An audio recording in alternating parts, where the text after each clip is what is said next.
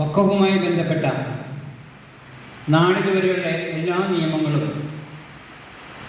ഞാൻ ഏതാണ്ട് സമഗ്രമായി തന്നെ പരിശോധിക്കുകയുണ്ടായി. ചില തൽപര കക്ഷികൾ പ്രചരിപ്പിക്കുന്നത് പോലെ ആശങ്കപ്പെടേണ്ടതാകുന്ന യാതൊന്നും ഈ നിയമങ്ങളിലൊന്നുമില്ല എന്ന് ഞാൻ ആമുഖമായി തന്നെ പറയുകയാണ്.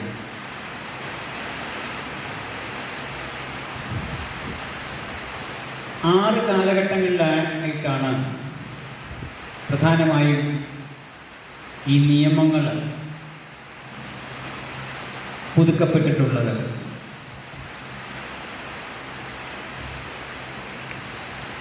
നിലവിലെ നിയമം 5/4/2025 മുതൽ ഈ നാട്ടിൽ പ്രാബല്യത്തിൽ വന്നു. നിയമം വ്യാഖ്യാനിക്കുമ്പോൾ ഞാൻ ആദ്യം തന്നെ ഒരു കാര്യം പറയാം. ഒരു ഉദാഹരണം, ഈ റോട്ടറി ക്ലബ്ബ് ഹാൾ എന്താണ് എന്ന് നിങ്ങളോട് ചോദിച്ചാൽ, അഥവാ നമ്മളോട് ഓരോരുത്തരോടും ചോദിച്ചാൽ, നമ്മൾ പറയും ഇന്ന സ്ഥലത്തുള്ള ഇത്ര വാതിലുകളുള്ള, ഇത്ര ജനലുള്ള, ഇന്ന രീതിയിലുള്ള റൂഫുള്ള, ഇന്ന ഫ്ലോറുള്ള ഒരു സംഭവമാണ് ഈ ക്ലബ്ബ് ഹാൾ എന്ന് പറയുന്നത്. പക്ഷേ യഥാർത്ഥത്തിൽ ഈ ക്ലബ്ബ് ഹാൾ എന്താണ്? ഈ ക്ലബ്ബ് ഹാൾ എന്നത് ഇതിൻ്റെ ചുമരുകളോ, ഇതിൻ്റെ വാതിലുകളോ, ഇതിൻ്റെ ജനലോ, ഇതിൻ്റെ റൂഫോ, ഇതിൻ്റെ ഫ്ലോറോ അല്ല. അതും ഉൾക്കൊണ്ടിട്ടുണ്ട് എന്നുള്ളത് ശരിയാണ്. കേൾക്കുന്നുണ്ട്. പക്ഷേ ഇതിനുള്ളിലുള്ള ഒരു വാക്യൂം, ഒരു സ്പേസ്, ആ സ്പേസ് കൂടി ചേർന്നതാണ് ഈ ഹാൾ എന്ന് പറയുന്നത്. നമ്മൾ ശ്രദ്ധിക്കണം, ഓരോ നിയമവും അതിൻ്റെ വകുപ്പുകൾ മാത്രം, അഥവാ അതിൻ്റെ ചുറ്റുവട്ടത്തുള്ള 4 വശം ഭിത്തികളും മേൽക്കൂരയും തറയും സംബന്ധിച്ച വിശദീകരണം പറഞ്ഞതുകൊണ്ട് ആ നിയമം പൂർണ്ണമാകില്ല. ആ നിയമം എന്നാൽ അത് ഉൾക്കൊള്ളുന്ന ഒരു വാക്യമുണ്ട്. ആ വാക്യം എന്താണെന്നുള്ളത് തിരിച്ചറിയുമ്പോഴാണ് ആ നിയമത്തിൻ്റെ അന്തസത്ത എന്താണെന്ന് നമുക്ക് ഓരോരുത്തർക്കും ശരിയായിട്ട് ഉൾക്കൊള്ളാനാവുക. അതാണ് ഈ നിയമങ്ങളെ വ്യാഖ്യാനിക്കുവാൻ ഞങ്ങൾ അഭിഭാഷകർക്ക് അനന്ത സാധ്യതകൾ കോടതി മുമ്പാകെ ഉൾപ്പെടെ ലഭിക്കുന്നത് അവിടെ നിന്നാണ്. ഞാൻ ആമുഖമായി ഒന്ന് പറഞ്ഞു എന്ന് മാത്രമേ ഉള്ളൂ.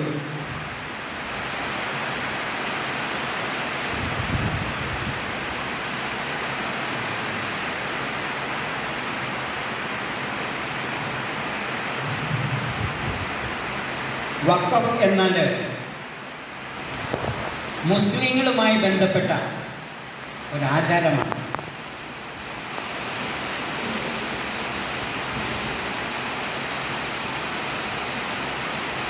പ്രവാചകൻ അരുൾ ചെയ്ത മുസ്ലിം നിയമം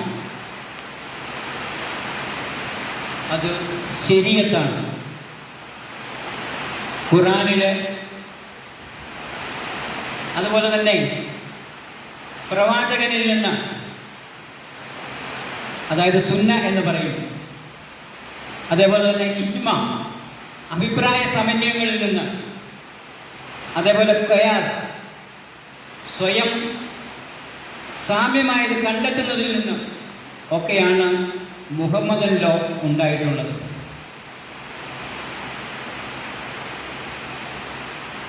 ഞാൻ ഈ വ്യാഖ്യാനങ്ങൾ അഥവാ വിശദീകരണങ്ങൾ ഇവിടെ പറയുമ്പോൾ നമ്മൾ ഓരോരുത്തരുടെയും മതവും ആചാരവും മാമൂലും കീഴ്വഴക്കവും ഒക്കെയായി നമ്മൾ കമ്പയർ ചെയ്ത് ശരിയേത് തെറ്റേത് എന്നുള്ളത് വിചിന്തനം ചെയ്യുന്നതിനല്ല ഈ സംവാദം. മുസ്ലിം നിയമം എന്താണ്, എങ്ങനെയാണ് പറയുന്നത്, അത് അങ്ങനെ തന്നെയാണെന്ന് തിരിച്ചറിയുക വിലയിരുത്തുക. അതാണ് എനിക്ക് ആമുഖമായിട്ട് പറയാനുള്ളത്. നമുക്കറിയാം, നിയമങ്ങൾ രണ്ട് വിധമെന്ന് പൊതുവെ പറയും. ഒന്ന് കോഡിഫൈഡ് ലോ, മറ്റൊന്ന് ഇനാക്റ്റഡ് ലോ. അതായത് സമൂഹത്തിലുണ്ടാകുന്ന ആചാരങ്ങൾ, അനുഷ്ഠാനങ്ങൾ എന്താണ് എന്നുള്ളത് തിരിച്ചറിഞ്ഞുകൊണ്ട് അവയെ ക്രോഡീകരിക്കപ്പെടുന്ന നിയമങ്ങളാണ് വ്യക്തി നിയമങ്ങൾ, അഥവാ ഹിന്ദുവിൻ്റെയും മുസൽമാൻ്റെയും ക്രിസ്ത്യാനിയുടെയും ഒക്കെ നിയമങ്ങളായിട്ട് നമ്മുടെ നാട്ടിൽ നിലവിലുള്ളത്. മറ്റത് എനാക്റ്റഡ് ലോയാണ്. പാർലമെൻറ്റ് അഥവാ നിയമസഭകൾ പാസ്സാക്കുന്ന നിയമമാണ്.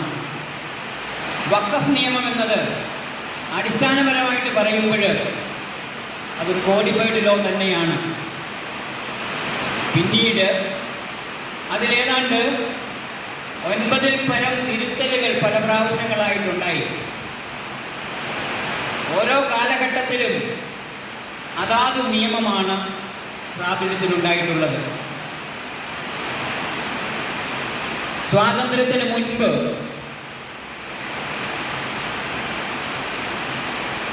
നമുക്കുണ്ടായിരുന്നത് പഴയകാല മുസ്ലിം നിയമപ്രകാരം മുമ്പ് ഞാൻ പറഞ്ഞ ഖുർആൻ ഉൾപ്പെടെയുള്ളത് വ്യാഖ്യാനിച്ച് തയ്യാറാക്കപ്പെട്ട നിയമമായിരുന്നു.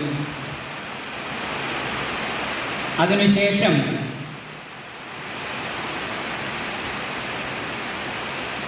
ആയിരത്തി 1913 മുസ്ലിം വഖഫ് വാലിഡിറ്റിംഗ് ആക്ട് എന്ന് പറഞ്ഞൊരു നിയമം ഉണ്ടായി. അതിലൂടെയാണ് മുസൽമാന് നിയമം അഥവാ വഖഫ് ചെയ്യാൻ സാധ്യതയുണ്ട് എന്നുള്ള ഒരു സാഹചര്യം ഉണ്ടായിട്ടുള്ളത്. അതിനുശേഷം 1923 മുസൽമാൻ വഖഫ് ആക്ട് എന്ന് പറഞ്ഞൊരു നിയമം ഉണ്ടായി. തുടർന്ന് 1954 ഈ വഖഫുകൾ എങ്ങനെ കൈകാര്യം ചെയ്യണമെന്നത് സംബന്ധിച്ച്, അതായത് സ്വാതന്ത്ര്യാനന്തരം നമുക്കുണ്ടായ നിയമമാണ് 1954 വഖഫ് ആക്ട് എന്നത്. ഈ വഖഫ് ആക്ട് 1984 ഒരു അമെൻമെൻറ്റ് വരുത്തി. അത് വഖഫ് അമെൻമെൻറ്റ് ആക്ട് 1984 എന്ന് അറിയപ്പെടുന്നു. അതിനുശേഷം 1995 ശ്രീമാൻ നരസിംഹറാവുവിൻ്റെ കാലഘട്ടത്തിൽ വഖഫ് ആക്ട് 1995 ഉണ്ടായി. ആ നിയമത്തിലും ഭേദഗതികൾ വരുത്തിക്കൊണ്ട് 2013 വഖഫ് അമെൻമെൻറ്റ് ആക്ട് 2013 ഉണ്ടായി. ഇപ്പം നിലവിൽ അവസാനമായി 2025 അതായത് കൃത്യമായി പറഞ്ഞാൽ 2025 ഏപ്രിൽ മാസം 5-ാം തീയതി മുതൽ നിലവിലുള്ള വഖഫ് നിയമമുണ്ടായി. ഞാൻ ഇത്രയും കാര്യം ആദ്യം ഒന്ന് വിശദീകരിച്ചത്, നമ്മൾ ഈ വഖഫ് വസ്തുവകളുമായി ബന്ധപ്പെട്ട കാര്യങ്ങൾ പഠിക്കുമ്പോൾ ഏത് കാലഘട്ടത്തിലാണോ ആ വഖഫ് ചെയ്തത്, ആ വഖഫിലെ അന്നത്തെ ആ കാലഘട്ടത്തിലെ നിയമമാണ് ബാധകമായിട്ടുള്ളത്. അതിനെ തുടർന്ന് ഇനി വഖഫ് ചെയ്യുമ്പോൾ എന്താവണം എന്നുള്ളത് ആണ് 2025 മുതൽ പ്രാബല്യത്തിൽ വന്നിട്ടുള്ള നിയമത്തിൽ ഉൾക്കൊണ്ടിട്ടുള്ളത്. ഇതും ഞാൻ ആമുഖമായിട്ട് വിശദീകരിച്ച് എന്നേ ഉള്ളൂ. നമുക്കറിയാം, ദാനം ചെയ്യുക എന്നത് എല്ലാ മതത്തോടുമൊപ്പം ഇസ്ലാമും അംഗീകരിച്ചിട്ടുള്ള കാര്യമാണ്. സക്കാത്ത് അഥവാ സ്വതക്ക അനുഷ്ഠിക്കണം എന്ന് ഈ നിയമത്തിൽ കൃത്യമായിട്ടും അനുശാസിക്കുന്നുണ്ട്. ഒരു ദാനം ചെയ്യുക എന്നാൽ അതൊരു വ്യക്തിക്കാകാം, ആരാധനാലയങ്ങൾക്കാകാം, അതേപോലെ തന്നെ ദൈവത്തിനുമാവാം. ദൈവത്തിന് നൽകുന്ന ദാനമാണ് വഖഫ് എന്നതുകൊണ്ട് ഉദ്ദേശിച്ചിട്ടുള്ളത്.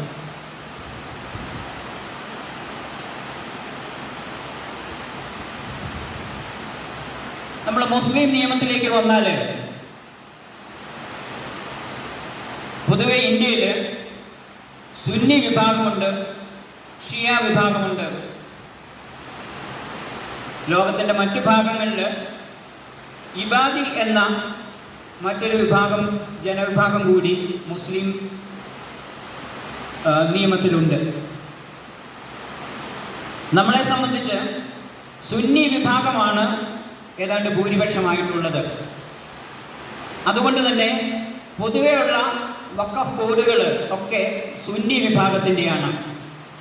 എന്നാൽ ഒരു സംസ്ഥാനത്ത് വഖഫിൻ്റെ പൊതുസ്വത്തിൽ 15% ഷിയ വിഭാഗക്കാരുണ്ട് എങ്കിൽ, ഷിയ വിഭാഗത്തിൻ്റെ പ്രാതിനിധ്യമുണ്ടെങ്കിൽ അവിടെ ഷിയ വിഭാഗത്തിനും ഒരു വഖഫ് ഉണ്ടാക്കാം എന്നും ആണ് നമ്മുടെ നിയമങ്ങൾ ഉദ്ദേശിച്ചിട്ടുള്ളത്. ഇതിൽ സുന്നി വിഭാഗമാണ് വഖഫ് എന്നാൽ ദൈവത്തിനുള്ള അർപ്പണമായിട്ട് കണക്കാക്കുന്നത്. അത് മതപരമായോ അഥവാ അനുകമ്പയോടെ മറ്റുള്ളവർക്ക് നൽകുന്നതോ ഒക്കെ വഖഫാവാം, വഖഫായിട്ട് കണക്കാക്കാം എന്നും അനുശാസിക്കുന്നുണ്ട്. ഏറ്റവും ഇഷ്ടപ്പെട്ടത് ത്യജിക്കുമ്പോഴാണ് പുണ്യം ലഭിക്കുക എന്നാണ് ഖുർആൻ അനുശാസിക്കുന്നത്.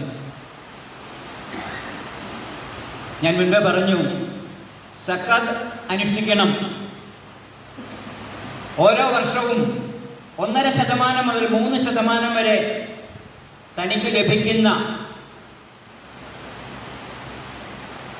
ആ വാർഷിക ആദായം അല്ലെങ്കിൽ ബെനിഫിറ്റിൻ്റെ വെച്ച് കണക്കാക്കിയുള്ള വിഹിതം സക്കാത്ത് നൽകണമെന്നാണ് മുസ്ലിം നിയമം ഉദ്ദേശിച്ചിട്ടുള്ളത്. ഈ വഖഫ് തന്നെ പബ്ലിക് വഖഫുമുണ്ട്, പ്രൈവറ്റ് വഖഫുമുണ്ട്. ഒരു പ്രത്യേക ഏരിയയിൽപ്പെട്ട ജനവിഭാഗത്തിന് വേണ്ടി നൽകുന്ന കാര്യമാണെങ്കിൽ അതൊരു പബ്ലിക് വഖഫാകും. ഒരു കുടുംബത്തിൻ്റെ അല്ലെങ്കിൽ താനുമായി ബന്ധപ്പെട്ടിരിക്കുന്ന ആളുകൾക്കായി നൽകുന്നതാണെങ്കിൽ അതൊരു പ്രൈവറ്റ് വഖഫാകും. ഒരു കാര്യം കൂടി ഞാനിപ്പോൾ സൂചിപ്പിക്കാം. 2013 അമെൻമെൻറ്റ് പ്രകാരം മുസ്ലിം അല്ലാത്തവർക്കും വഖഫ് നൽകാവുന്നതാണ് എന്ന് ആ അമെൻമെൻറ്റ് ആക്ടിൽ പറയുന്നുണ്ട്. ഈ വഖഫ് നൽകുന്ന വസ്തുവകകൾ മാനേജ് ചെയ്യുന്നതിനായി ഒരു മുത്വാലിയെ നിയമിക്കാമെന്നാണ് നിഷ്കർഷിച്ചിട്ടുള്ളത്. ഇതാണ് പൊതുവെ സുന്നി കോഡ് ഓഫ് ലോ അഥവാ സുന്നി വിഭാഗങ്ങളുടെ കോഡ് ഓഫ് ലോയിൽ പ്രതിപാദിച്ചിട്ടുള്ളത്. ഇനി അത് ഷിയ വിഭാഗത്തിലേക്ക് വരുമ്പോൾ പ്രത്യേകമായി മാറ്റിവെക്കപ്പെടുന്നതാണ് വഖഫ് എന്നാണ് ഷിയ വിഭാഗത്തിൽ ഉദ്ദേശിച്ചിട്ടുള്ളത്. അത് അനശ്വരമായിരിക്കുമെന്നും ഉപാധികളില്ലാത്തതായിരിക്കുമെന്നും അതിൻ്റെ കൈവശം വിട്ടു നൽകേണ്ടതാണെന്നും വേണ്ടി വന്നാൽ തിരികെ എടുക്കപ്പെടാവുന്നതാണ് എന്നും ആണ് ഷിയ കോഡ് ഓഫ് ലോ നിഷ്കർഷിക്കുന്നത്. എന്ന് പറഞ്ഞാൽ ഒരു പ്രത്യേക ഉദ്ദേശത്തിന് വേണ്ടി നൽകിയിരിക്കുന്ന ആ വഖഫ് ആ ഉദ്ദേശം സാധ്യമായി കഴിയുമ്പോൾ അത് തിരികെ അതാരാണോ നൽകിയത് അവരുടെ പിന്തുടർച്ച അവകാശികളിലേക്ക് എത്തുന്നതായിട്ടാണ് ഷിയ നിയമം പറയുന്നത്. ഇത്രയും കാര്യങ്ങൾ ഞാൻ പൊതുവെ വഖഫുമായി ബന്ധപ്പെട്ട് ഒന്ന് വിശദീകരിച്ചു എന്നേ ഉള്ളൂ. 2023 വഖഫ് നിയമപ്രകാരം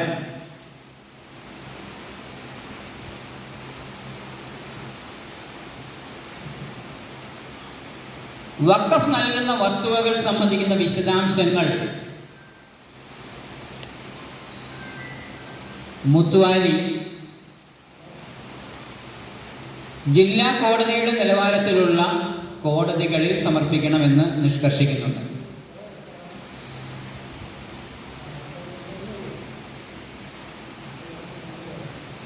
സ്റ്റേറ്റ്മെന്റ് ഓഫ് അക്കൗണ്ട് 3 മാസത്തിലൊരിക്കൽ കൊടുക്കണമെന്നും അത് പീരിയോഡിക്കലി വെരിഫൈ ചെയ്യപ്പെടണമെന്നുമൊക്കെ ഈ നിയമത്തിൽ നിർദ്ദേശിക്കുന്നുണ്ട്. അതിൻ്റെ കണക്കുകളൊക്കെ കൃത്യമായി ഓഡിറ്റ് ചെയ്യപ്പെടണം.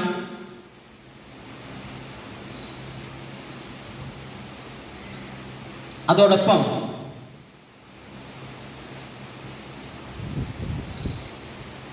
മുത്തുവാലി എന്തെല്ലാം കാര്യങ്ങളാണ് ചെയ്യേണ്ടത് എന്നുള്ളത് സംബന്ധിച്ച നിർദ്ദേശങ്ങളും അത് ചെയ്യുന്നതിൽ വീഴ്ചയുണ്ടായാൽ അതിനെന്തൊക്കെയാണ് പെനാൽറ്റി വരുന്നത് എന്നൊക്കെ സംബന്ധിച്ച കാര്യങ്ങളും ഈ നിയമത്തിൽ ഉൾക്കൊള്ളിച്ചിട്ടുണ്ട്.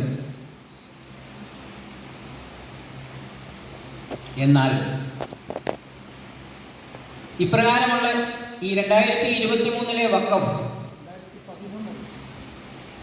2013 ഒരു നിയമമുണ്ട്. അത് മുസൽമാൻ വഖഫ് വാലിഡേറ്റിംഗ് ആക്ട് ആണ്. അത് അടിസ്ഥാനപരമായിട്ട് പറയുന്ന ഒറ്റ കാര്യമേ ഉള്ളൂ, മുസൽമാന് വഖഫ് നൽകാവുന്നതാണ് എന്ന് മാത്രം. അതായത് മുസൽമാൻ നൽകുന്ന വഖഫിനെ വാലിഡ് ആക്കുന്നു എന്ന് മാത്രമേ ഉള്ളൂ മുസൽമാൻ വഖഫ് വാലിഡേറ്റിംഗ് ആക്ട് 1913 ഉണ്ടായിട്ടുള്ളത്. ഞാൻ മുൻപ് പറഞ്ഞത് മുസൽമാൻ വഖഫ് ആക്ട് 1923 സംബന്ധിച്ചാണ്. അത് സംബന്ധിച്ച നിഷ്കർഷകളാണ് ഇപ്പം ഞാൻ വിശദീകരിച്ചത്. അത് സ്വാതന്ത്ര്യത്തിന് മുൻപുള്ളതാണ്, നമുക്കറിയാം. അതിനുശേഷം സ്വാതന്ത്ര്യാനന്തരം വഖഫ് വസ്തുവകൾ കൂടുതൽ കാര്യക്ഷമമായി കൈകാര്യം ചെയ്യുന്നതിന് വേണ്ടി 1954 ഒരു നിയമമുണ്ടായി. അതിൻ പ്രകാരം വഖഫ് വസ്തുക്കൾ സർവേ ചെയ്യാമെന്നും അതിൻ്റെ ലിസ്റ്റ് പ്രസിദ്ധീകരിക്കണമെന്നും അത് സംബന്ധിച്ചുള്ള തർക്കങ്ങൾ എങ്ങനെയാണ് പരിഹരിക്കപ്പെടേണ്ടതെന്നും അതിനുവേണ്ടി ഒരു വഖഫ് ബോർഡ് ഉണ്ടാക്കാവുന്നതാണ് എന്നും ആ നിയമത്തിൻ്റെ ചാപ്റ്റർ 2 നിഷ്കർഷിക്കുന്നുണ്ട്. അതിൻ്റെ സെക്ഷൻ 9 പ്രകാരമാണ് സംസ്ഥാന വഖഫ് ബോർഡുകൾ നിയമിക്കപ്പെട്ടിട്ടുള്ളത്. ആ ബോർഡിന് അന്ന് 11 അംഗങ്ങളായിരുന്നു ഉണ്ടായിരുന്നത്. 11 അംഗങ്ങൾ വരെയായിരുന്നു ഉണ്ടായിരുന്നത്. അത് സംസ്ഥാന നിയമസഭകളിലേക്കും അതേപോലെ തന്നെ പാർലമെന്റിലേക്കുമൊക്കെ തെരഞ്ഞെടുക്കപ്പെടുന്നവരിൽ മുസ്ലിം നിയമത്തിൽ ധാരണയുള്ളവരാണ് അതിലെ അംഗങ്ങളായിട്ട് സ്വീകരിച്ചിരുന്നത്.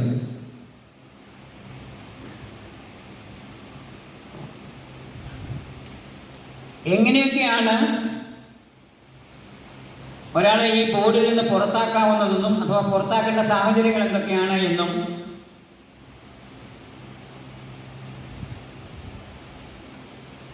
അതുമായി ബന്ധപ്പെട്ടുള്ള കാര്യങ്ങളൊക്കെ ഇതിൽ വിശദമായിട്ട് പറയുന്നുണ്ട്. അതോടൊപ്പം തന്നെ ഇതിൻ്റെ ഭരണനിർവഹണത്തിനായി ഒരു സെക്രട്ടറി ഉണ്ടാവണമെന്നും ആ സെക്രട്ടറി കൃത്യമായിട്ടും ഒരു മുസ്ലിം ആയിരിക്കണമെന്നും ഈ നിയമത്തിൽ അനുശാസിക്കുന്നുണ്ട്. ഈ നിയമപ്രകാരം വസ്തുവകൾ രജിസ്റ്റർ ചെയ്യപ്പെടണമെന്നും അത് സംബന്ധിച്ച് എന്തെങ്കിലും തർക്കമുണ്ടായാൽ ആ തർക്കം പരിഹരിക്കാനായിട്ട് വഖഫ് ബോർഡിന് അധികാരമുണ്ട് എന്നും നിഷ്കർഷിക്കുന്നുണ്ട്.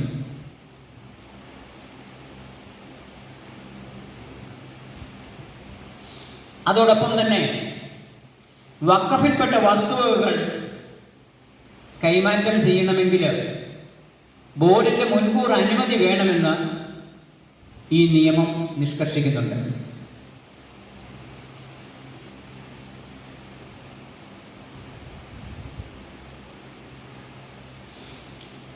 അതേപോലെ തന്നെ മുതുവാലികളുടെ പ്രവർത്തനങ്ങളിൽ അതൃപ്തി ഉണ്ടായാൽ അവരെ നീക്കം ചെയ്യാവുന്നതാണെന്നും ആവശ്യമാകുന്ന നിയന്ത്രണങ്ങൾ കേന്ദ്ര സർക്കാരിന് അഥവാ നിബന്ധനകൾ ഉണ്ടാക്കാവുന്നതാണ് എന്നും ഈ നിയമം അനുശാസിക്കുന്നുണ്ട്.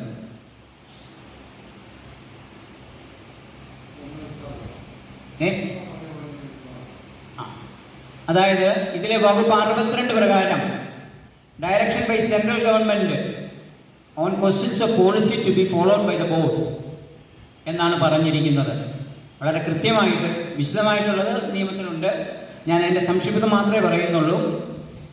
954 വഖഫിൻ്റെ 62-ാം നിയമപ്രകാരം എന്തൊക്കെ കാര്യങ്ങളാണ് എങ്ങനെയാണ് ചെയ്യേണ്ടത് എന്നുള്ളത് സംബന്ധിച്ച് കേന്ദ്ര സർക്കാരിന് ആവശ്യമാകുന്ന നിയമങ്ങൾ ഉണ്ടാക്കാവുന്നതാണ്, നിബന്ധനകൾ നിഷ്കർഷിക്കാവുന്നതാണ് എന്നാണ് വ്യവസ്ഥ ചെയ്യപ്പെട്ടിട്ടുള്ളത്.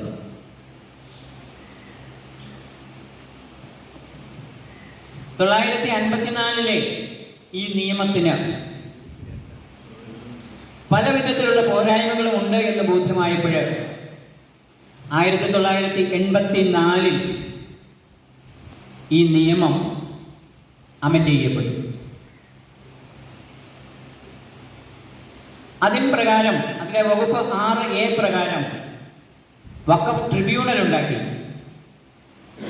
തർക്കങ്ങൾ വഖഫ് ട്രിബ്യൂണൽ മുമ്പാകെ പരിഗണിക്കേണ്ടതാണ് എന്ന് നിഷ്കർഷിച്ചു. അതോടൊപ്പം തന്നെ വഖഫ് ബോർഡിൽ പരിഷ്കരണമുണ്ടാക്കി 4 അംഗങ്ങളെന്ന് വരുത്തി 2 അംഗങ്ങൾ പാർലമെന്റിൽ നിന്നും 2 അംഗങ്ങൾ സംസ്ഥാന നിയമസഭകളിൽ നിന്നും ആവാം എന്നാണ് നിജപ്പെടുത്തിയത്.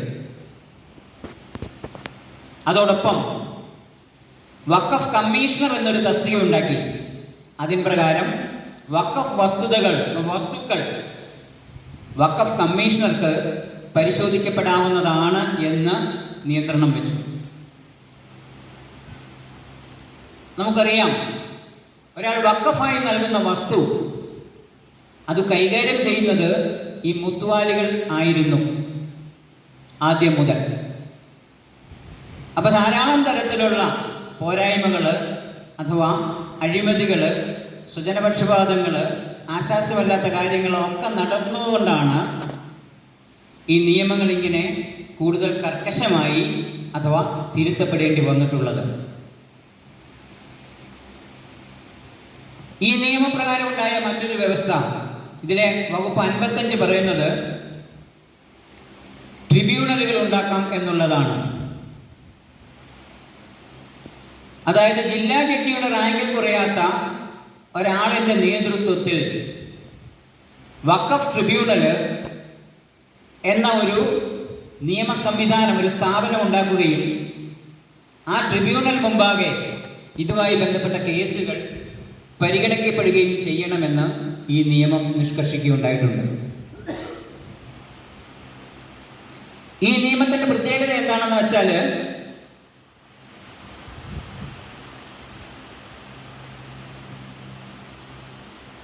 ഈ നിയമപ്രകാരം നാളതുവരെ നമ്മുടെ നിയമ സംവിധാനത്തിൽ ലിമിറ്റേഷൻ ആക്ട് എന്ന് പറഞ്ഞൊരു നിയമമുണ്ട്. അതായത് കാലഹരണ നിയമം. ഒരാൾക്കൊരു തർക്കമുണ്ടെങ്കിൽ കേസ് കൊടുക്കാനുള്ള പരമാവധി സമയമാണ് ആ നിയമം നിഷ്കർഷിക്കുന്നത്. ഈ കാലഹരണ നിയമം 12 വർഷത്തിൽ നിന്നും 30 വർഷമായിട്ട് 1984 അമെൻമെന്റ് പ്രകാരം മാറ്റിയിട്ടുണ്ട്.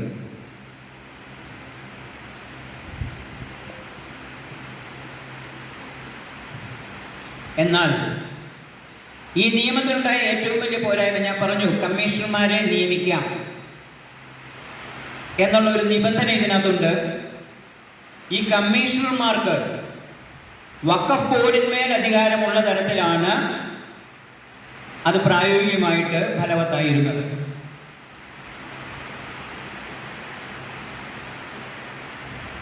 അതോടൊപ്പം സംസ്ഥാന സർക്കാരുകൾക്കും കേന്ദ്ര സർക്കാരുകൾക്കും ഇത് കൈകാര്യം ചെയ്യുന്ന ആളുകളിൽ അന്യായമായ സ്വാധീനം ചെലുത്തത്തക്ക തരത്തിലുള്ള നിയമവ്യവസ്ഥകളും ഈ നിയമത്തിൽ ഉൾക്കൊള്ളിച്ചിരുന്നു. ഇതൊരു അപാകതയായി ബോധ്യപ്പെട്ടുകൊണ്ട് ഈ അപാകതകൾ പരിഷ്കരിക്കുന്നതിനായി ഈ നിയമം ശ്രീമൻ നരസിംഹറാവുവിൻ്റെ കാലത്ത് 1995 വീണ്ടും പരിഷ്കരിക്കുകയുണ്ടായി.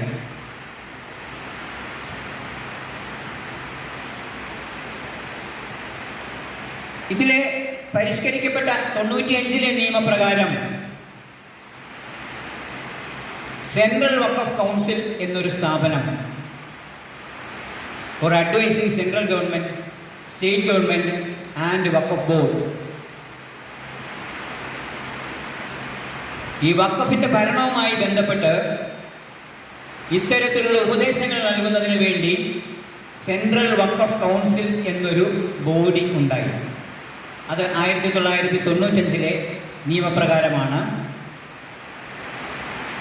നവംബർ മാസം 22-ാം തീയതി 1995 മുതലാണ് ഈ നിയമം പ്രാബല്യത്തിൽ വന്നിട്ടുള്ളത്.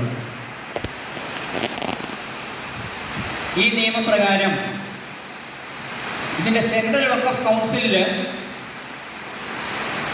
വഖഫിൻ്റെ ചുമതലയുള്ള യൂണിയൻ ഗവൺമെൻറ്റിൻ്റെ മന്ത്രിയാണ് എക്സ് ഒഫീഷ്യോ ചെയർപേഴ്സൺ. കൂടാതെ മുസ്ലിം ഓർഗനൈസേഷനുകളിൽ നിന്ന് പ്രഗത്ഭരായ 3 പേരെ ഉൾക്കൊള്ളിക്കാം. അതോടൊപ്പം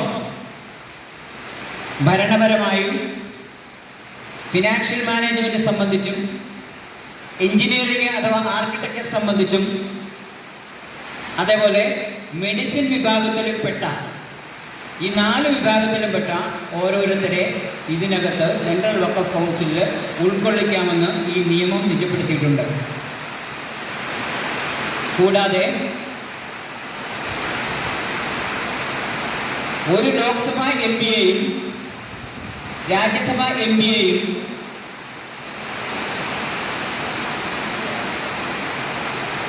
സംസ്ഥാന നിയമസഭയിൽ നിന്നുള്ള ഒരു അംഗത്തെയും ഇതിനകത്ത് സംസ്ഥാന നിയമസഭയിൽ നിന്നില്ല, ഇത് സെൻട്രൽ വഖഫ് കൗൺസിലാണ്. 2 ലോക്സഭാ MP-യെയും 3 രാജ്യസഭാ MP-യെയും ഇതിൽ ഉൾക്കൊള്ളിക്കാം എന്ന് ഈ നിയമം നിജപ്പെടുത്തിയിട്ടുണ്ട്. അതേപോലെ തന്നെ 2 സുപ്രീം കോടതി ജഡ്ജിമാരെയും 1 ഹൈക്കോടതി ജഡ്ജിയെയും ഇതിൽ ഉൾക്കൊള്ളിക്കാം എന്ന് പറഞ്ഞിട്ടുണ്ട്. ദേശീയ പ്രസക്തിയുള്ള ഒരു അഭിഭാഷകനെ ഇതിനകത്ത് ഉൾക്കൊള്ളിക്കാമെന്ന് പറയുന്നുണ്ട്. അതുപോലെ തന്നെ മുത്തുവാലികളെ റെപ്രസെൻ്റ് ചെയ്യാനായി ഒരാളെ നിയോഗിക്കാം. അതോടൊപ്പം മുസ്ലിം നിയമത്തിൽ നല്ല പാണ്ഡിത്യമുള്ള 3 പേരെയും നിയോഗിക്കാമെന്നാണ് ഈ സെൻട്രൽ കൗൺസിൽ, വഖഫ് സെൻട്രൽ കൗൺസിൽ എന്നതുകൊണ്ട് ഉദ്ദേശിച്ചിട്ടുള്ളത്. ഇതാണ് പ്രധാനമായിട്ടും 1995 നിയമം മൂലം ഉണ്ടായിട്ടുള്ളത്. അതോടൊപ്പം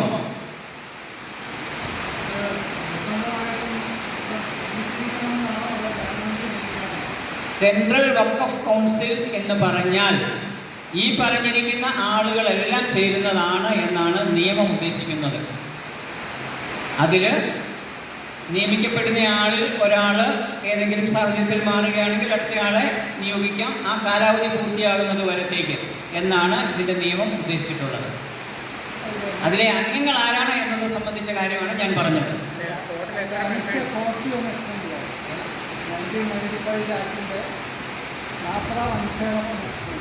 അതിലേക്ക് വരാം. അതോടൊപ്പം തന്നെ ഈ നിയമത്തിൽ ഒരു ഫിനാൻഷ്യൽ കൗൺസിൽ, അതായത് സെൻട്രൽ വഖഫ് ബോർഡിന് ആവശ്യമാകുന്ന ധനം സ്വരൂപിക്കാൻ മറ്റ് വഖഫ് ബോർഡുകൾ അവയുടെ വാർഷിക വരുമാനത്തിൻ്റെ 1% അഗ്രിഗേറ്റ് നൽകണമെന്ന് ഈ നിയമം നിഷ്കർഷിക്കുന്നുണ്ട്. അതോടൊപ്പം ഇതിൻ്റെ പറയാം, അതായത് ഇതിലെ സെക്ഷൻ 10 പറയുന്നത് ഫിനാൻസ് കൗൺസിൽ ഉണ്ടാക്കാം, ആ ഫിനാൻസ് കൗൺസില് വഖഫ് ബോർഡുകൾക്ക് ലഭിക്കുന്ന വരുമാനത്തിൻ്റെ 1% അഗ്രിഗേറ്റ് ഇതിലേക്ക് നൽകേണ്ടതാണ് എന്നാണ് നിഷ്കർഷിച്ചിട്ടുള്ളത്. വഖഫ് ബോർഡുകളോടൊപ്പം വഖഫുകൾക്കും ഉണ്ട്. അവർക്ക് അതായത് 5 ലക്ഷമോ അതിൽ മേലെയോ വാർഷിക വരുമാനം ലഭിക്കുന്ന വഖഫുകൾ അവയുടെ 1% ഈ ഫിനാൻസ് കൗൺസിലിലേക്ക് നൽകണമെന്ന് സെക്ഷൻ 10 നിജപ്പെടുത്തിയിട്ടുണ്ട്. അതോടൊപ്പം ഇതിൻ്റെ കണക്കുകൾ ഓഡിറ്റ് ചെയ്യണം, കൃത്യമായിട്ടുള്ള കണക്കുകളായിരിക്കണം, അത് യഥാസമയങ്ങളിൽ അവതരിപ്പിച്ചു പോകണം എന്നും ഇത് നിഷ്കർഷിക്കുന്നുണ്ട്.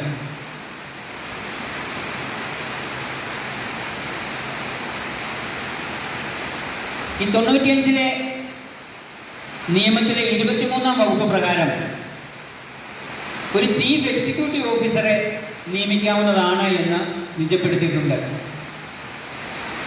ഈ ചീഫ് എക്സിക്യൂട്ടീവ് ഓഫീസർ വഖഫ് ബോർഡിൻ്റെ കീഴിലായിരിക്കണം പ്രവർത്തിക്കേണ്ടത് എന്നാണ് ഈ നിയമം നിഷ്കർഷിച്ചിട്ടുള്ളത്.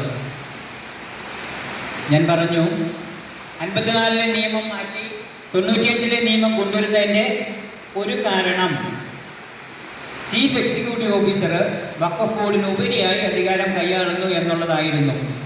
അതുകൊണ്ടാണ് വളരെ കൃത്യമായിട്ട് ഇതിൻ്റെ വകുപ്പ് 23 പറയുന്നത് chief executive officer will be subordinate to Waqf board എന്നാണ്.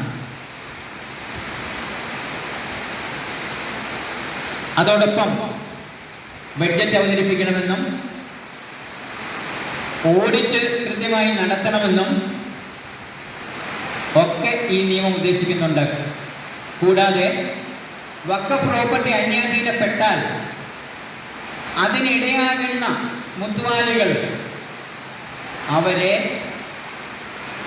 2 വർഷം വരെ തടവ് ശിക്ഷ വിധിക്കാവുന്ന കുറ്റകൃത്യമായിട്ടാണ് അവരുടെ കൃത്യം പരിഗണിക്കപ്പെടുന്നത് എന്ന് ഇതിലെ 52A വകുപ്പ് നിഷ്കർഷിക്കുന്നുണ്ട്. അതേപോലെ തന്നെ ഏതെങ്കിലും കാരണവശാൽ വഖഫ് പ്രോപ്പർട്ടി അന്യാധീനപ്പെട്ടു പോകാൻ ഇടയായാൽ അത് തിരികെ പിടിക്കാമെന്ന് ഇതിലെ വകുപ്പ് 52 നിഷ്കർഷിക്കുന്നുണ്ട്. അതോടൊപ്പം തന്നെ ഏതെങ്കിലും പ്രോപ്പർട്ടിയിൽ അപ്രകാരം ഒരു കൈമാറ്റം ഉണ്ടാകേണ്ട സ്ഥിതി ഉണ്ടായാൽ വഖഫ് ബോർഡിൻ്റെ മുൻകൂർ അനുമതിയോടെ ചെയ്യാവൂ എന്നാണ് ഈ നിയമം ഉദ്ദേശിച്ചിട്ടുള്ളത്. അതായത് വഖഫ് പ്രോപ്പർട്ടി ഒരിക്കലും കൈമാറ്റം ചെയ്യപ്പെടാനേ പാടില്ല എന്നല്ല, വഖഫ് ബോർഡിൻ്റെ അനുമതിയോടുകൂടി ആവശ്യമാകുന്ന കൈമാറ്റങ്ങൾ വരുത്താവുന്നതാണ് എന്നാണ് ഇതിലെ വകുപ്പ് 51 നിഷ്കർഷിക്കുന്നത്.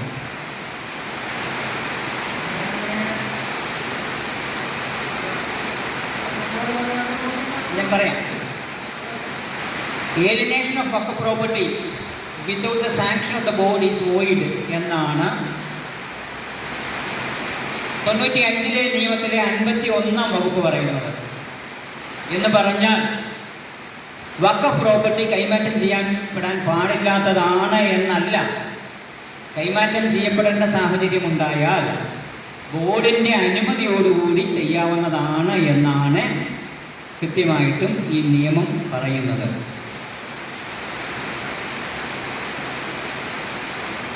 അതോടൊപ്പം ഇതിലെ വകുപ്പ് 53 പറയുന്നത് വഖഫ് ബോർഡ് ഒരു കാരണവശാലും വസ്തുവകൾ വാങ്ങാൻ പാടില്ല എന്നാണ്. കാരണം അത്തരത്തിലുമൊക്കെ പല വിധത്തിലുള്ള അഴിമതികൾ ഒരുപക്ഷെ ശ്രദ്ധയിൽപ്പെട്ടിട്ടുള്ളതുകൊണ്ടാവാം അങ്ങനെ ഒരു വകുപ്പ് ഇത് എഴുതി ചേർത്തിരിക്കുന്നത്. ഇതിൻ്റെ 54 പ്രകാരം ഏതെങ്കിലും എൻക്രോച്ച്മെന്റ് ഉണ്ടായിട്ടുണ്ടെങ്കിൽ അത് നീക്കം ചെയ്യാവുന്നതാണ് എന്ന് നിജപ്പെടുത്തിയിട്ടുണ്ട്.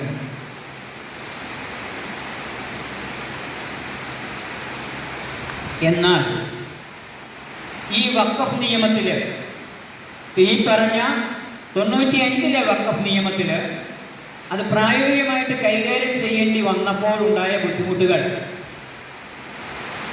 2013 ബോധ്യപ്പെടുകയും, അന്ന് ഡോക്ടർ മൻമോഹൻ സിംഗിൻ്റെ കാലമാണ്, അന്ന് വഖഫ് അമെൻമെന്റ് ആക്ട് 2013 പാസ്സാക്കുകയുണ്ടായി.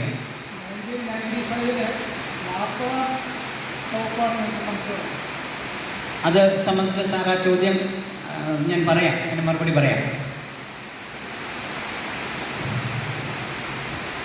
ഈ 2013 ഈ അമെൻമെന്റ് നിയമപ്രകാരം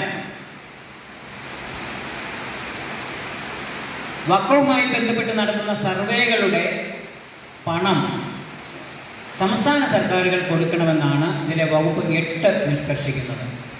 അതായത് 2013 നിയമവും 95 നിയമവും തമ്മിലുള്ള വ്യത്യാസം മാത്രമാണ് ഞാൻ പറയുന്നത്. അതോടൊപ്പം ഇതിനകത്ത് വകുപ്പ് 20A ആയിട്ടൊരു വകുപ്പ് എഴുതി ചേർത്തു. വഖഫ് ബോർഡിൻ്റെ ചെയർമാനെ അഥവാ ചെയർപേഴ്സണെ വേണമെങ്കിൽ നീക്കം ചെയ്യാവുന്നതാണ് എന്ന് ചില കണ്ടീഷനുകൾ സഹിതം ഈ നിയമത്തിൽ 2013 നിയമത്തിൽ എഴുതി ചേർക്കപ്പെട്ടിട്ടുണ്ട്. അതോടൊപ്പം ഇതിനൊരു ഫുൾ ടൈം എക്സിക്യൂട്ടീവ് ഓഫീസർ ഉണ്ടാവണമെന്നും അദ്ദേഹത്തിന് ഡെലിഗേഷൻ ഓഫ് പവർ സാധ്യമാണ് എന്നും ഇതിൽ വകുപ്പുകൾ നിഷ്കർഷിക്കുന്നുണ്ട്. ഇതിലെ വകുപ്പ് 28 പ്രകാരം ജില്ലാ മജിസ്ട്രേറ്റ് ഉണ്ടായിരുന്ന അധികാരങ്ങൾ അഡീഷണൽ ഡിസ്ട്രിക്ട് മജിസ്ട്രേറ്റിനും സബ് ഡിവിഷണൽ മജിസ്ട്രേറ്റിനും കൂടി നൽകപ്പെട്ടിട്ടുണ്ട്.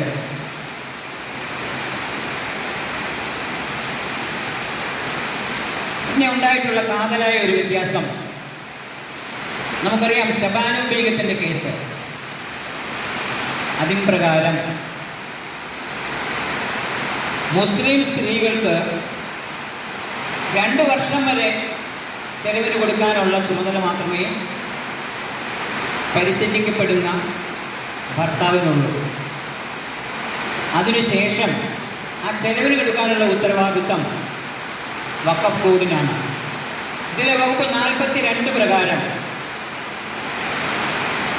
മുസ്ലിം സ്ത്രീകൾക്ക് ഇപ്രകാരം ധനസഹായം കൊടുക്കുന്നത്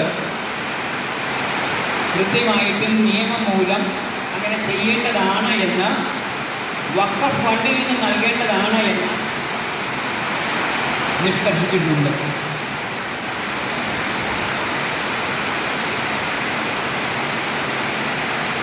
ഇപ്രകാരം ഈ നിയമങ്ങൾ നിലനിൽക്കുമ്പോഴാണ്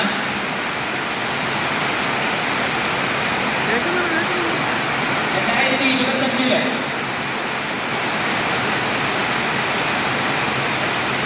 വഖഫ് നിയമം വീണ്ടും ഭേദഗതി ചെയ്തുകൊണ്ട് നിലവിലുള്ള കേന്ദ്ര സർക്കാർ പാർലമെന്റിൽ നിയമം പാസാക്കിയിട്ടുള്ളത്.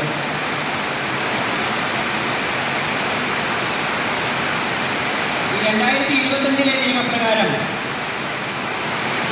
വഖഫ് നിയമം എന്ന ഈ നിയമത്തിൻ്റെ പേര് തന്നെ മാറ്റി.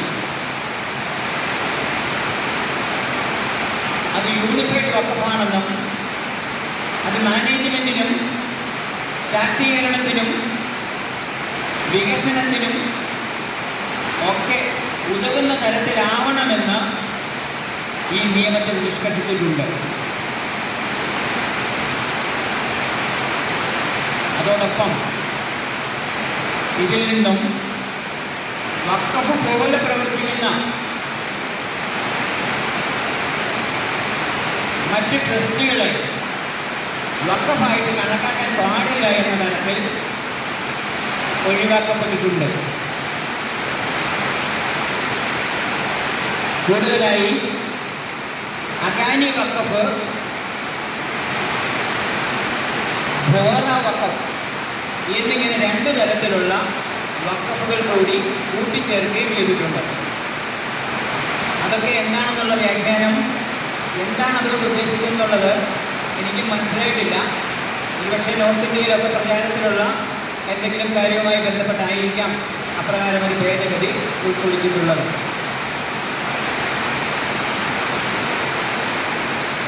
ഈ 2025 3A വകുപ്പ് പ്രകാരം വഖഫ് ചെയ്യുന്ന ആൾക്ക്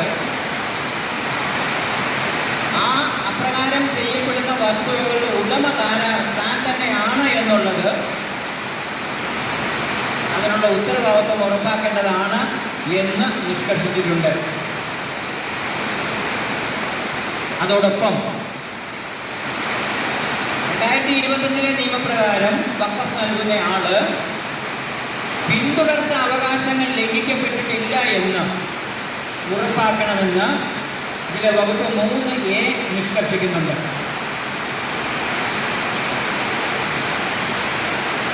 കൂടാതെ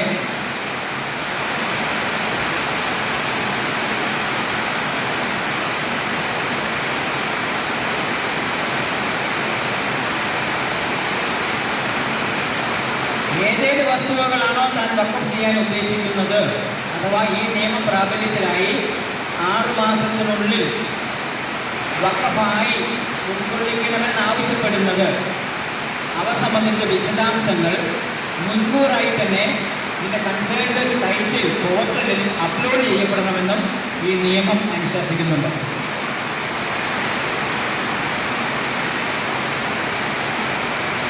സർക്കാർ പ്രോപ്പർട്ടിയോ പ്രൊട്ടക്റ്റഡ് ഏരിയയിൽ പെടുന്ന വസ്തുവകളോ ഷെഡ്യൂൾഡ് ഒരു ട്രൈബൽ ഏരിയകൾ അഥവാ അവർക്ക് വേണ്ടി നീക്കപ്പെട്ടിരിക്കുന്ന വസ്തുവകളോ ഒന്നും വഖഫ് ചെയ്യപ്പെടാൻ പാടില്ല എന്നും ഈ നിയമം ഉദ്ദേശിക്കുന്നുണ്ട്.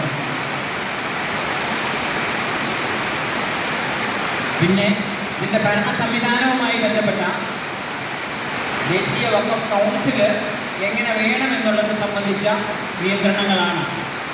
അതിലൊന്നും കാര്യമായിട്ടുള്ള ഭേദഗതികളൊന്നും ഉണ്ടായിട്ടില്ല. എങ്കിലും പ്രധാനമായി ഉണ്ടായ ഒരു ഭേദഗതി, ഇപ്രകാരം നിയമിക്കപ്പെടുന്ന സെൻട്രൽ വഖഫ് ബോർഡിൽ 2 പേര് അമുസ്ലിങ്ങൾ ആവാം എന്നാണ് പറഞ്ഞിരിക്കുന്നത്.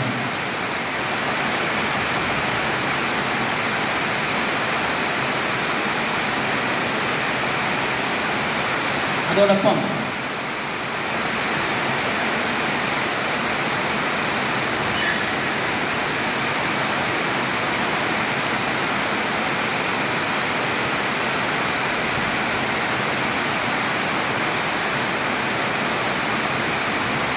ട്രിബ്യൂണലിൻ്റെ വിധി അന്തിമമായിരിക്കുമെന്ന് പറഞ്ഞ ആ വകുപ്പും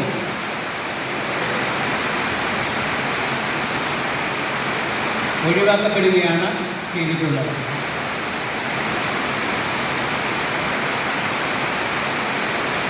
അതുപോലെ തന്നെ ട്രിബ്യൂണലിൽ നിന്നൊരു വിധി ഉണ്ടായാൽ 95 നിയമത്തിൽ തന്നെ കൃത്യമായി പറയുന്നുണ്ട്, അത് അന്തിമമാണ് എങ്കിൽ തന്നെ അതിൻ്റെ പ്രൊവിസോ ആയിട്ട് ഹൈക്കോടതിയിൽ റിവിഷൻ ഫയൽ ചെയ്യാവുന്നതാണ് എന്ന് നിഷ്കർഷിച്ചിട്ടുണ്ട്.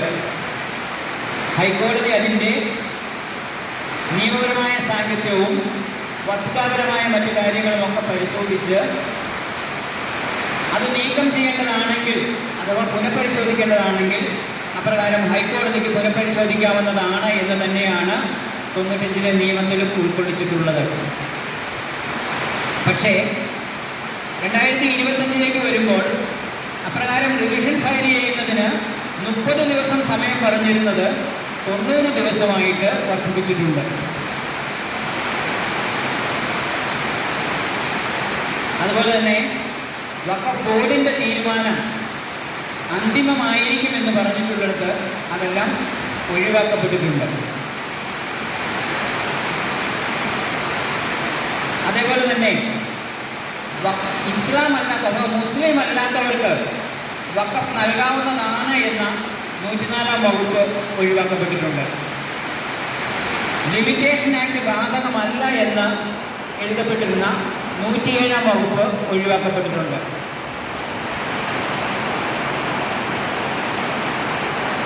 അതുപോലെ തന്നെ ഈ നിയമം ഉണ്ടായി കഴിയുമ്പോൾ മറ്റ് നാട്ടിൽ പ്രാബല്യത്തിലുള്ള നിയമങ്ങൾക്കൊന്നും പ്രാധാന്യമുണ്ടാവില്ല എന്നുള്ള ആ ഓവർ റൈഡിങ് എഫക്റ്റ് ഒഴിവാക്കപ്പെട്ടിട്ടുണ്ട്.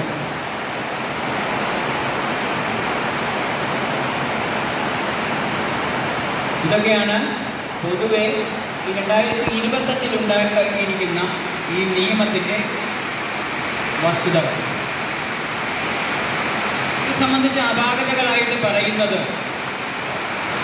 ആ മുസ്ലിങ്ങളെ ബോർഡിൽ എടുക്കാമെന്ന ആ നിബന്ധന അത് വേണ്ടായിരുന്നു എന്നുള്ളതാണ് ഒരു തർക്കം. രണ്ടാമതായി, വഖഫ് ചെയ്യണമെങ്കിൽ അതിന് ചില നിയന്ത്രണങ്ങൾ ഏർപ്പെടുത്തി.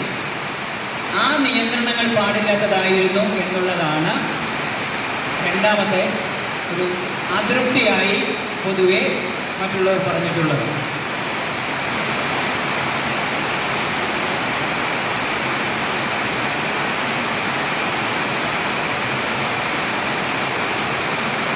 ഞാൻ സംസാരിക്കുന്നത് കൃത്യമായിട്ടും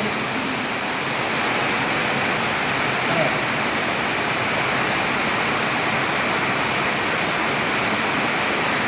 വഖഫുമായി ബന്ധപ്പെട്ട നിയമപരമായ വസ്തുതകളാണ് ഞാൻ പറഞ്ഞിട്ടുള്ളത്. നാളിതുവരെ പ്രാബല്യത്തിലുള്ള എല്ലാ നിയമങ്ങളും അതിൻ്റെ എല്ലാ വകുപ്പുകളും സമഗ്രമായി തന്നെ പരിശോധിച്ചിട്ട് അതിൽ ശ്രദ്ധേയമായ കാര്യങ്ങൾ മാത്രമാണ്, അഥവാ വഖഫിൻ്റെ നിയമപരമായ വശമാണ് ഞാൻ ഇത്രയും വ്യാഖ്യാനിച്ചത്. ഇനി ഇതിനൊരു സാമൂഹ്യമായ വശമുണ്ട്. അത് മറ്റൊന്നുമല്ല, ഇന്ത്യയിൽ നമ്മൾ മൊത്തത്തിൽ കണക്കെടുക്കുമ്പോൾ ഏറ്റവും അധികം ഭൂസ്വത്തുള്ളത് തീർച്ചയായിട്ടും ഗവൺമെൻറ് ഓഫ് ഇന്ത്യക്കാണ്. രണ്ടാമത് ഇന്ത്യൻ ആംഡ് ഫോഴ്സസിനാണ്. മൂന്നാമത് ഇന്ത്യൻ റെയിൽവേക്കാണ്. നാലാമത് വഖഫ് ബോർഡിനാണ്. വഖഫ് ബോർഡിൻ്റെ അധീനതയിൽ എങ്ങനെ ഇത്രയധികം വസ്തുവകൾ വന്നു എന്ന് വിലയിരുത്തുമ്പോൾ നമുക്കറിയാം, ഇന്ത്യ വിഭജനത്തെ തുടർന്ന് സ്വാതന്ത്ര്യലബ്ധിയുടെ കാലത്ത് ധാരാളം മുസ്ലിങ്ങൾ ഇന്ത്യയിൽ നിന്നും പാകിസ്ഥാനിലേക്ക് പോവുകയുണ്ടായി. അവർ തങ്ങളുടെ ഇത്തരത്തിലുള്ള എല്ലാ ആസ്തികളും ഇന്ത്യയിൽ അവശേഷിപ്പിച്ചിട്ടാണ് പോകുവാൻ നിർബന്ധിതരായിട്ടുള്ളത്. അവരങ്ങനെ പോകുമ്പോൾ അവരുടെ ആ ആസ്തികളെല്ലാം അവർ അള്ളാഹ്ക്ക് അഥവാ ദൈവത്തിന് നൽകിയിട്ടാണ് പോയിട്ടുള്ളത്. അതായത് ദശലക്ഷക്കണക്കിന് കോടി രൂപയുടെ ആസ്തിയാണ് നിലവിൽ വഖഫുമായി ബന്ധപ്പെട്ട് ഇന്ത്യ മഹാരാജ്യത്തുള്ളത്. അതുകൊണ്ട് തന്നെ ഇതൊരു ചൂടേറിയ വിഷയമാണ്. എങ്ങനെ ഇതിലൊക്കെ കൈകടത്താമെന്ന് തൽപര കക്ഷികൾ പലപ്പോഴും പല രീതിയിലും ശ്രമിക്കുന്നുണ്ടാവാം. എന്നാൽ ഇതിൽ മറ്റൊരു വസ്തുത എനിക്ക് കൃത്യമായി ചൂണ്ടിക്കാണിക്കാനുള്ളത്, വഖഫ് വസ്തുതകൾ ഈ നാട്ടിലെ മുസ്ലിമിൻ്റെ വസ്തുവല്ല. ദേവസ്വം ബോർഡിൻ്റെ വസ്തുവകൾ ഈ നാട്ടിലെ ഹിന്ദുവിൻ്റെ വസ്തുവാണ്. ഏതെങ്കിലും ഒരു ആരാധനാലയത്തിൻ്റെ വസ്തു ആ ആരാധനാലയത്തിൻ്റേത് ആണ്, അഥവാ അവിടുത്തെ ആരാധന നടത്താൻ വരുന്ന സാധാരണ ജനങ്ങളുടെ അല്ല. വഖഫിൻ്റെ ഇപ്രകാരം അസംഖ്യം വരുന്ന കോടിക്കണക്കിന് രൂപയുടെ ആസ്തി ഈ നാട്ടിലെ മുസ്ലിമിൻ്റെ അല്ല എന്ന് പറയുമ്പോൾ ഇവിടെ മുസ്ലിം വിരോധം കൊണ്ടുവരണമെന്ന് ആഗ്രഹിക്കുന്നവർ ബോധപൂർവം നമ്മളെയൊക്കെ തെറ്റിദ്ധരിപ്പിക്കുകയാണ് ചെയ്തിട്ടുള്ളത്. മുസ്ലിങ്ങൾക്ക് വേണ്ടി എന്തൊക്കെയോ കാര്യങ്ങൾ ഇതിന് മുൻപുണ്ടായിരുന്ന സർക്കാരുകൾ ചെയ്തു വെച്ചതിൻ്റെ പേരിലാണ് അവർക്ക് ഇത്രയധികം കോടി സ്വത്തിൻ്റെ അവകാശികളാകുവാൻ സാധിച്ചത് എന്ന തരത്തിലാണ് പല വ്യാഖ്യാനങ്ങളും പോയിട്ടുള്ളത്. തിരുവിതാംകൂർ ദേവസ്വം ബോർഡിൻ്റെ ഒരു വസ്തുവിലും സാധാരണ ഒരു ഹിന്ദുവിനും ഒരു അവകാശവുമില്ല. അതിൻ്റെ മാനേജ്മെൻ്റ് എങ്ങനെ നിർവഹിക്കണമെന്നുള്ളതാണ് ആ ദേവസ്വം ബോർഡ് ക്രയവിക്രയം ചെയ്യുന്നത്. എന്ന് പറഞ്ഞ പോലെ അസംഖ്യം കോടികളുടെ സ്വത്തുള്ള ഈ വഖഫ് ബോർഡ് എങ്ങനെ ഈ കാര്യങ്ങൾ കൈകാര്യം ചെയ്യണമെന്നാണ് ഈ വഖഫ് നിയമം മൂലം ഉദ്ദേശിച്ചിട്ടുള്ളത്. അതോടൊപ്പം തന്നെ പറയാം, വഖഫ് നിയമത്തിലെ ശ്രദ്ധേയമായ ഒരു വകുപ്പ് ഈ വഖഫ് വസ്തുക്കൾ, വഖഫ് മൂലം ലഭിച്ചിട്ടുള്ള വസ്തുക്കൾ എങ്ങനെയാണോ മതേതരമായി ഈ സമൂഹത്തിന് മൊത്തമായിട്ടുള്ള പ്രയോജനത്തിന് വേണ്ടി വിനിയോഗിക്കാവുന്നത് അപ്രകാരം തന്നെ വിനിയോഗിക്കണമെന്നാണ് ഈ നിയമങ്ങളൊക്കെ ഉദ്ദേശിച്ചിട്ടുള്ളത്. അതല്ലാതെ അതിനുള്ള ഏക എക്സെപ്ഷനാണ് മുസ്ലിം സ്ത്രീകൾക്ക് ഭർത്താവ് ചെലവിന് കൊടുക്കുന്നത് നിജപ്പെടുത്തിയിട്ട് ശിഷ്ടകാലം വഖഫിൽ നിന്ന് കൊടുക്കണമെന്നുള്ള ഏക നിയമം. മറ്റുള്ള എല്ലാ നിയമങ്ങളും ഇത് പൊതുസമൂഹത്തിൻ്റെ ക്ഷേമത്തിന് വേണ്ടി ഉപയോഗിക്കണമെന്നാണ് ഉദ്ദേശിച്ചിട്ടുള്ളത്. തീർച്ചയായിട്ടും വഖഫുമായി ബന്ധപ്പെട്ട കാര്യങ്ങൾ അതാത് സമൂഹത്തിൽപ്പെട്ട, അതാത് മതത്തിൽപ്പെട്ടവർക്ക് കൂടുതൽ പ്രയോജനം ലഭിക്കത്തക്ക തരത്തിൽ അതിൻ്റെ ഭരണ നേതൃത്വത്തിലുള്ളവർ കൈകാര്യം ചെയ്യുന്നുണ്ടാവാം. അതില്ല എന്ന് പറയുന്നില്ല. പക്ഷെ അപ്രകാരമൊന്നുമല്ല നിയമം ഉദ്ദേശിച്ചിരിക്കുന്നത് എന്നാണ് ഞാൻ പറയുന്നത്.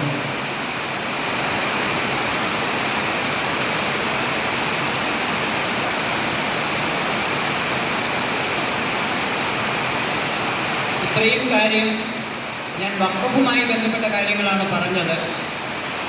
ഇനി മുനമ്പം എന്താണ് എന്നുള്ളത് സംബന്ധിച്ച കാര്യങ്ങളിലേക്ക് വരാം. മുനമ്പ പ്രശ്നം